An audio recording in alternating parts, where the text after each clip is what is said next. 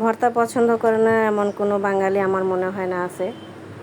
আর তাদের জন্য আজকে অলস যারা অলস বাটাবাটি করতে চান না সেই প্রকারের একটা ভর্তা। এখানে শুকনা মলাই শুটকি আছে, শুকনো মরিচ লবণ দিয়ে প্রথমে ডলে নিলাম, তারপর দিয়ে দিলাম পেঁয়াজ কুচিটাকেও সাথে, তারপরে ধনিয়া পাতা কুচিটা করে নিয়ে নেবেন। বাজার থেকে শুকনো যে মলাই শুটকিটাকে পাওয়া যায়, প্রথমে এটাকে না ধুয়েই তাওয়ায় তেলে মচমচা করে নেবেন।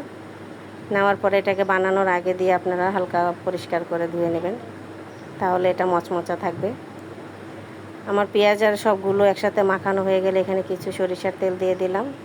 আর এখন আমি শুটকিগুলোকে হাতে নিয়ে মেখে নিচ্ছি। মাখানোর সময় একটু সাবধানে মাখবেন।